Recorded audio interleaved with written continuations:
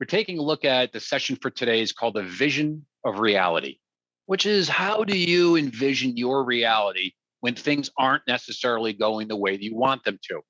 Last year, we had unprecedented year for sure. We were all impacted no matter who you were. You had families that had issues with gatherings, brothers and sisters debating what they should be doing. You had issues with school, elementary, dual incomes, sitting home with their kids, taking a look at what to do with colleges, playing sports, all got impacted. And you had health issues. Some people, it was the best year of their entire lives in terms of being in health. Other people, boom, depression. So then we look at some of the individuals when it came to work, right? Some individuals just froze. They didn't know what to do. It took them 6 months to a year to figure it out. Other people paused. Then you had some just trying to survive. Yet others, it was their best year ever. They thrived beyond all belief. So when you look at the screen that you just saw, things popping up, which of those one-liners did you look a little familiar to you? Which ones sounded like what you may have said to yourself when you got knocked down to that one knee? Look, we all had issues last year financially for sure. Some people were lost deals. Deals got smaller. Other people had their pipeline start to dry up. Heck, I even had some clients had an entire vertical disappear. So that could have been maybe 6, 8, 10 months ago, 12 months ago. What about this morning? What about when you made that phone call and it didn't go well? In the back of your head is like, you should have said this. Why didn't you say that? You know, you always do this. Or maybe even this morning when you first walked in, you opened up your file to ready to have a meeting with one of your clients and the notes that you're looking for aren't there. And you're saying to yourself, am I the only one that listens to what I say? This cannot be that hard. How many of you actually walked into the kitchen this morning and you still saw dishes out and you walked around and said, this is not that hard. How come I'm the only one that understands what to do in this house? So we all have adversity that hits us. I'd love to hear what you have in your head when you hit adversity. Could have been, again, 12 months ago, could have been 6 months ago, could have been 60 seconds ago. So go ahead and give us a chat. What is some of the things that you say to yourself? Maybe you say it to your peers. Maybe you say it to people at work. Could even be family members. But I want to know the stuff you say inside your head. That's the juicy stuff. So let's take a look at how what we say and how we perceive the reality we're in, how it dictates what we do. Do you realize that 95% of the decisions that you make, 95% of the actions that you're going to take are basically influenced because of your behaviors and your beliefs inside your head? Your beliefs dictate everything that you do. Now realize your beliefs are not truths. They are your beliefs inside your head that over time with success turn into convictions. They are the core of who we are. I don't know about you, but I grew up in a household that hard work, that was number one, hard work, never be outworked. No matter what we played in sports, hey, you may not be the best player on the team, but you ain't going to be out hustled. You may not be the smartest person in the world, but you ain't going to be outworked. So what are some of the beliefs that you have deep inside? They influence every aspect of your life. How many times have you heard, maybe your parents even said to you, hey, people are going to judge you based on who you hang out with. Who you hang out with is who you become. They influence expectations of reality. They give us our perceptions of what our reality is. You've heard Sandler say the rule, hey, you earn what you think you're worth. Ooh, that one hits home. How about you only call as high at an organization as your mother will let you? How about this one? Your average case size has more to do with your self-esteem than your skill sets. How come some people are destined to keep bringing in small pieces of business and other people have the skill set and the mindset to do the small, but also can go after the large deals? Our beliefs influence everything that we do. Everything that we do. They're the foundation of our self-concept. What happens when you hear the word no? What about when you start to make a phone call and you say, what happens if I don't know the answers? What happens if they ask me questions I don't know the answers to? What happens if I get embarrassed? All these things are our beliefs. They determine how we see ourselves in relationship to the world. They also place all the labels on us. How many of you say things like, and I do it sometimes, hey, I'm not a great speller. Boom, that's a label. How about some of you saying, you know what? I'm not good at this. I don't want to embarrass myself there. What about the limitations that you put on yourself? How about when it's time to role play? Are you the one that raises your hand and says, I'll role play? Or do you say, shh, that may be embarrassing? Our beliefs dictate the expectations that we have. When your children come home and you say, how'd you do in class? Oh, I got a C. I'm pretty happy with that. Well, that's because they're a C player in their mind. Now, granted, I'm not going to sit here and fight you about, hey, how hard work and no matter what the grade is, what the grade is. But we all know, look, we talk about it in comfort zones. If you think you're worth $80,000 and you're starting to be on pace to make 100, you will slow down your behavior because your beliefs say that you're worth 80. If you're worth $1 million, you're going to figure out how to make $1 million. If you're worth 500, etc. How many times do you start making good money? You look around and say, I'm doing better than anyone else, and I know. And all of a sudden, that belief is, am I being too successful? Beliefs dictate everything that we do for the most part. So let's take a look at a filter that I've been using for years to help people through recessions and through guiding them through challenging times in their career. Even on the flip side, when they're exponentially looking to grow and they want to get to that next level. So this is a wheel of decision-making and emotion together. It's 5 steps. Inside the top part, as you see, is your beliefs and your behaviors. But with those beliefs and attitudes, we have to have filters. Those filters impact our decisions, which in turn creates results and outcomes. So when we look at this, more times than not, we all want to get better results and outcomes, but we don't spend any time actually looking at the decisions that we make. So if you ever look at your results and outcomes and say to yourself, oh, I could have done better, I should have done better. I want you to look at it from a stoic standpoint and ask yourself, what can I do better? What could I have done more of? What can I do differently? Ask yourself in the decision step, what could have been different? Why did I get to the result I got to?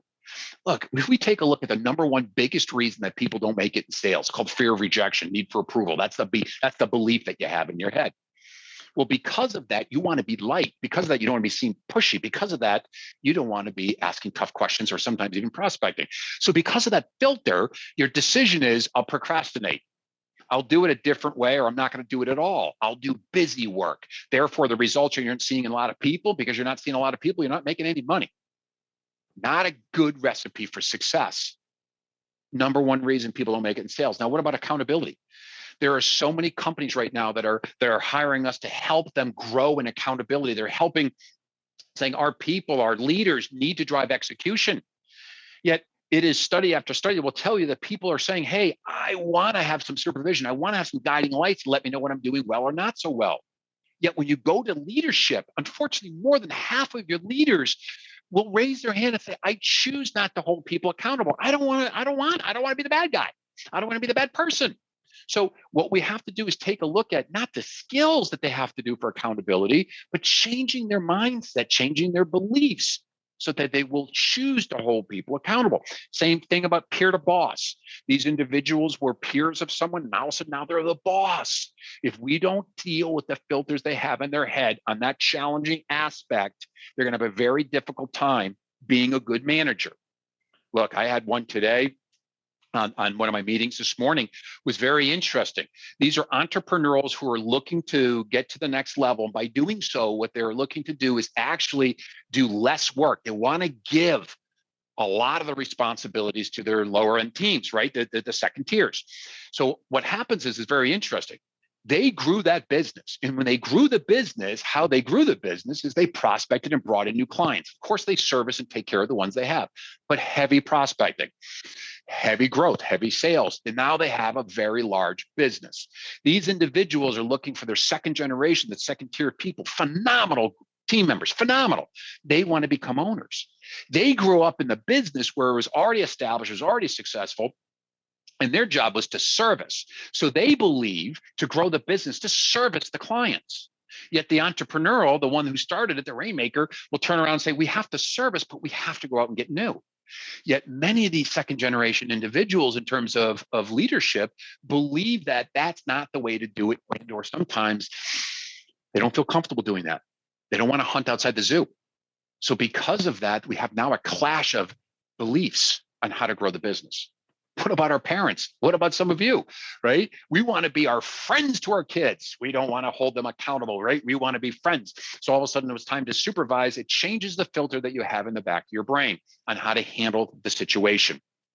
So anytime that you have simple things, right, taking a look at what goes on inside your behavior to create that filter is magic, is really magic.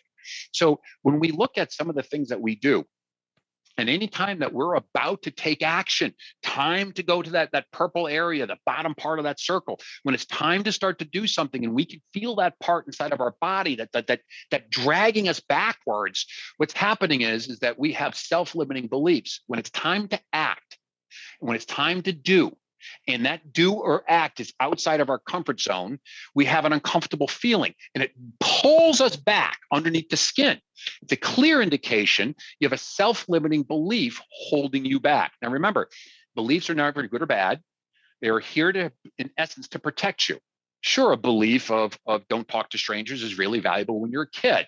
But when you're 29 or you're in your 30s or in your 40s or whatever age you may be and you're out trying to prospect, it's not a great belief to have. So our beliefs have to actually, in essence, start to be upgraded. So whenever you look at the left side here, results and your outcomes, and you're not getting the results that you want, you're not getting the outcomes that you want to. As a matter of fact, if you're fear-based is that you take a look at the results and outcome and you get so immobilized in the present moment, you don't do much about it. So what happens is to fix that is you have to be stoic and look at your decisions and say, what has to be better here? What has to be different? And look at it truly from a third person. That's why Sandler always told you be a third person to your own selling event. Look down at it and say, all right, what do I need to get better at? Most fear-based situations are due to lack of conviction that you have in your skill. So let me take this filter now that we understand how beliefs create these filters, which have a massive impact on our decisions, massive impact on our decisions. So now let's take a look at a filter of how we can translate our feelings into understanding how to live in the present moment. So we have these emotional needs. It's under your gold area. The emotional needs is security, control, and adequacy. What that natural feelings are is anxiety, frustration, and sadness. Anxiety, frustration, and sadness are good things. What we don't want is fear, anger, and guilt to come. So we want to break that pattern right between that red and purple area. It's okay to have natural feelings, but don't have that natural feelings go to thought, then that takes into action. So let's take a look at how we can take this model and put it into use every day. Now, there's lots of different philosophies out there, lots of different teachers, but at the end of the day, they all follow the same basic premise. We have three mental states that we can be at. We can be in the present moment, we can be in the future, and we can be in the past. Mentally, we're in one spot right here. So when we start to take a look at our head, heart, and gut, we need to be present. The past and the future are what we call futile emotional states. They're like a vampire. They just suck so much time, energy, and they just drain you immensely. No good comes from it. And by the way, there's a third place, which is above you. That happens with people in process, which we'll talk about in a second. So what I like is to bring this journey to understand how these self-limiting beliefs that we have are a vampire. They're called futile emotional states. They're not good for decision making. They're not good for leadership, and they're not good for management or sales, anything to do with revenue. So if you find yourself not having the ability to go to sleep at night because you're stressed out, if you have sometimes you may wake up in the middle of the night, maybe it's 3, 4, 5, you have to use the bathroom, maybe you're turning and you can't go back to bed and your mind is moving 1,000 miles a moment. That means your brain is in futile emotional states. Your body's still in the present moment, but not your brain. So we've done tons of coaching with people to live in the present moment and to have that control. And it's amazing at how much energy that we spend and bad decisions we make when we're in those two spots. So let's take a look at what happens when we choose to jump off the reservation, when we choose to get outside and get into those futile emotional states. So the first place is that when we start to look behind us is all about past experiences. And for the most part, past experiences are things that you said or you didn't say, you did or you didn't do. So when you didn't say something and you relive it, it makes some sadness in there. It's like, right? Now, then all of a sudden that sadness creates immobilization. And that's where we get stuck. And what's happened is, what I mean by stuck is what we're doing is we're constantly thinking about the episode. And when we think about the episode, we actually relive the feelings that we had when it happened. But even happened 2 weeks ago. I'm in my office right now, and I still have that feeling deep inside, and I get immobilized right now. So that's the past. Now, here's part of the problem. We've been taught very early age that if you really care about something, you should feel a little guilty, right? Your mom always said to you when you came home late, don't you feel guilty? We were worried. So guilt is a learned behavior. It's a learned belief. It's a learned mindset that says, if you care, you should feel this way. Now, here's the reality that's unfortunate. So now all of a sudden, something's happened. It was a mistake. We keep reliving it. We can't let it go. So there's no experience. We're just reliving it. It's like quicksand. And then all of a sudden, when that happens, then the fun people want to come out and play. That's your critical parent, right? That's all about Eric Berne and Parent, Adult, Child. So your critical parent comes out and says, hey, you should have said this. Why didn't you do that? Do you know you always do this? I love that one. You always wimp out, right? Always make it to extreme. So all of a sudden, you're in a bad spot to begin with. You're sad, and your brain comes in and just crushes you. And you're stuck. It is tough. These are quagmires. They're just cement around your feet. So much time and energy is spent and wasted on actual guilt and feelings of the past. The only way to break this, the only way to understand what happened behind you, shoulda, right? In terms of what you could have said, what you did or didn't, or you did or didn't do. It's called a mistake. Mistakes have no redeeming value unless you can learn from them. So the way to break living in the past is not easy, but it's 2 words. Learn from it, and then you gotta let it go, right? Learn, let it go. Learn, let it go. So what's the mistake? What was the lesson that you have to learn? So you've got to be really stoic and look back at what happened, what you could have said, what you should have done, and ask yourself really honestly, what could I have done better? What could I have done differently? What could I have done more of? What do I have to stop doing? Maybe what I have to start doing? Learn your lesson. And then when you learn your lesson, here comes the hardest part. You got to let it go. Because remember, your psyche likes it when it controls you. So it's going to keep telling you, yeah, well, you should have said this. Hey, man, I got my lesson. You got to let it go. Got to let it go. Got to let it go. It's okay. People think you're crazy. Just walk around with your ear pods on, right? Talk to yourself on undoing what you've done for so long. It's no longer a viable belief. So that's behind us. Now, I know that's a bit crazy because it's already happening. You keep reliving it. But what about the future? The future is when we take a look at where we are right now. We start thinking about what's coming up. Now, when we start thinking about what's coming up, that does create anxiety. And I want to be really straight with everybody in this one. Anxiety is not a bad thing. Anxiety gets your juices flowing. It's a good thing. But for some people, that anxiety creates immobilization. They get stuck. And all of a sudden, the second they get stuck, all of a sudden they turn into worry. Worry, just like guilt, is a learned behavior. Now, when we take a look at it, we learned belief. Now, when we take a look at what happens with that, is that worry over exaggerated becomes fear, and fear immobilizes you. There's no redeeming value whatsoever in being in fear or in being worried or being in the past guilt. Zero. Futile emotional states. So when you're in the middle of the night and you wake up and you say to yourself, hey, I got to do this. How do this get done? We have to make sure this is done. You know what? If I don't check on this, this is what's going to happen. And you start thinking of all these things. Just write them down on a piece of paper. Keep it right next to your bed and write it down. The only thing that breaks paralysis is action. Action breaks paralysis every time. You're never going to think yourself through this. You got to act through it. So to do that, how to break this and how to make sure that you're not worrying or you're in panic fear is ask yourself, what is my plan? What do I have to do tomorrow morning or this morning when I wake up to take better control of what's going on? And by the way, if you're going to delegate what you're going to be doing, make sure you have some type of oversight, because that's going to make you worry. After you delegate it, is it getting done?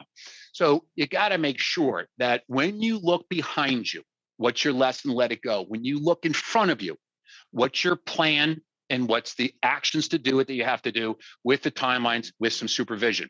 Remember, these two places, an enormous amount of energy is sucked out of you.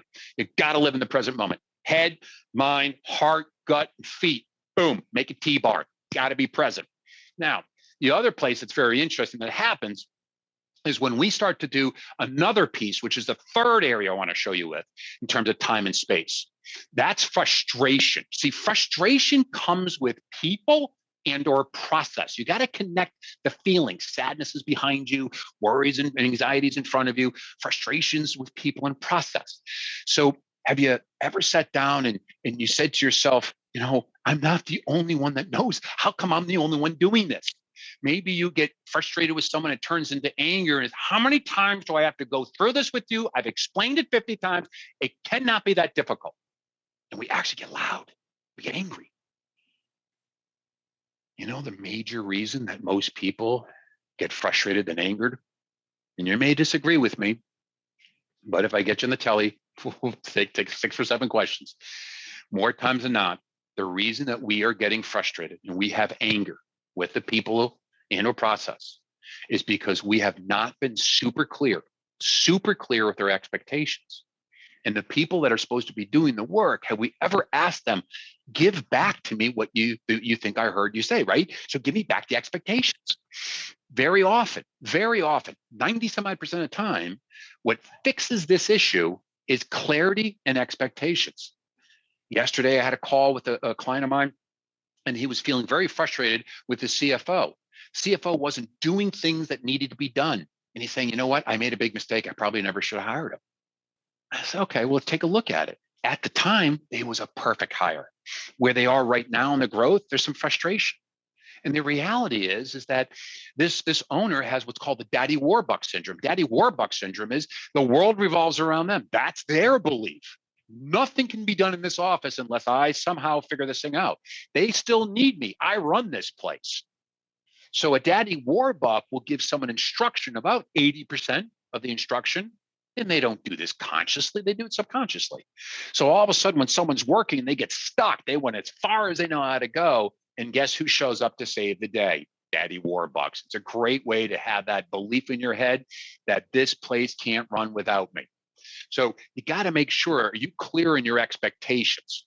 So when we look at, and we have the capacity, this is not easy, of controlling your time and space, controlling where you are, when you're driving home tonight, when you're walking with the kids, when you're sitting down with your spouse, where is your brain? Why are you thinking about work when your brain's in the living room? Why are you thinking about something else when your feet are in the kitchen with the kids? Why are you thinking about other stuff while you're at work? Be where you are. Think of the past, know what you got to do, learn from it, and let it go. And it's not easy because your brain loves beating you up sometimes. So it's going to take time. But always remember, whenever you have feelings inside of you, anxiety and sadness and frustration, it's your body saying you're about to get impacted. You're about to have your self-limiting beliefs pop up.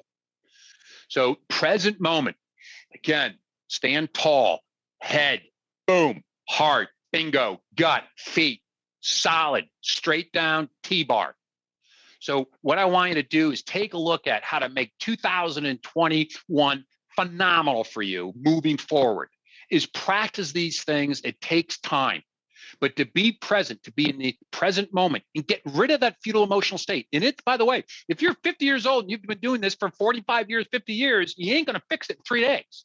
So it's going to take some time, but those baby steps are massive. This is really the part of with Sandler when he was talking about the IR theory. So being present, having the capacity to understand your mind. When you think about the past is for simply one thing, lessons.